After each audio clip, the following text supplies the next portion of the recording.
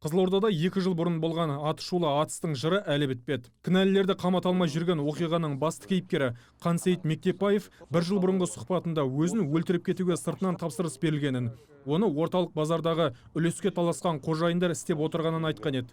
Соның ақыры тапа-тал түсте 3 адам жер жастанған қанды оқиғаға ұласқан. Бірақ Қансейіттің өзі тірі қалды.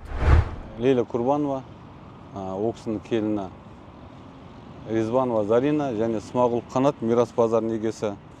Лейла Курбанова мен Зарина Сыбаға базарының егесі, біреу Қорқыт базарының егесі. Бұл кісілерді ДВД қызметкерлері қандай дәлелдер тауып қамаса да, бір күн жатқызып, ертесіне шығарып жіберіп отқан.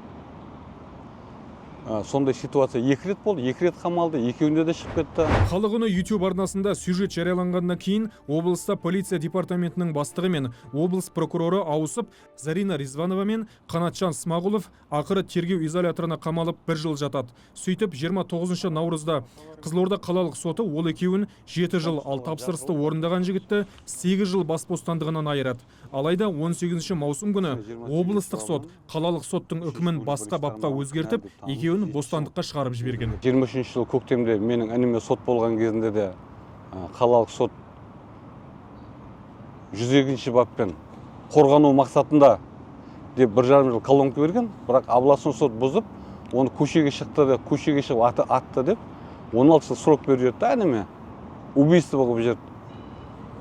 Мына сотта да енді қалалық сот өзінің дәлелерінің бәрін көрсетіп тұр, апелляцион сот бұзып, енді Зарина мен Қанат бостандыққа шығарып жіберіп тұрды. Қансейіттің айтуынша, істің бәрі облыстық сотқа келгенде айыпталушылардың пайдасына шешіліп кетіп тұр.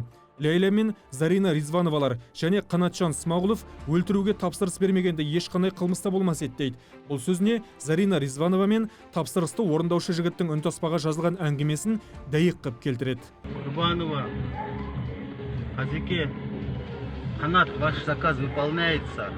Енді мен балаларды енді Ақылбекпен, Қансейітпен жұмыс істеп отыр балаларына. Енді аналардың нелерін беру керек енді. Құрбанына беремейді. Ертең береді.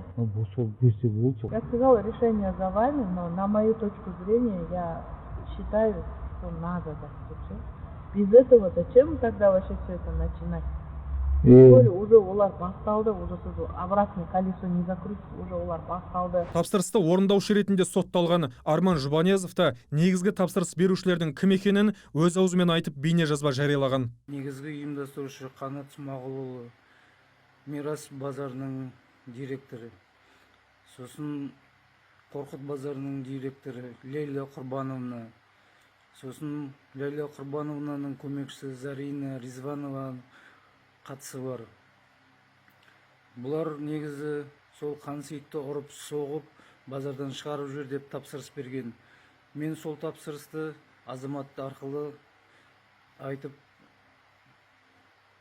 соны орындауға азаматқа тапсырдым. Азамат оның бәрін ұйымдастырып, сояқтағы атыс Титов қыстағында сол себептен болды. Қансейіт осы жолы Астанаға жоғарғы сотқа облыстық соттың тағы бір әділетсіз үкіміне шағымданып келгенін айтады. Онысы мына видеода болған көрініс. Жабылып ұрған 2 жігіттің бірі сол уақытта онсыз да шартты мерзімін өтеп жүрген екен. Сонысына қарамастан облыстық сот тағы бір шартты мерзім қосып берген. Жоғарғы сот облыс сотының бұл шешімін жойып, айыптыны 3 жылға қамау туралы үкім кескен. Менің арызымды қанағаттандырды, жаңағы істі бұзып, Тұрашбек деген жас жігіт қой, енді бұрын условный болған, соның условныйын бұзып, соны түрмеге қамау жайында, 3 жыл түрмеге қамау жайында үкім шығарып берді. Енді біздің Қызылорданың сотында әділдік жоқ екен, осы жердің өзі дәлелдеп тұр да былайша. Қансейіт әлі де тоқтамақ емес. Полицейлер ұстап, прокуратура кінәсін дәлелдеп беріп тұрған қылмыскерлерді қалайда лайықты жазасына тартқызам деген ниетпен Астанада жоғарғы сот пен бас прокуратураға қайтадан шағымданып жатыр. Ербол Тұрымбет, Ақтөре Талдыбек, Халық үні.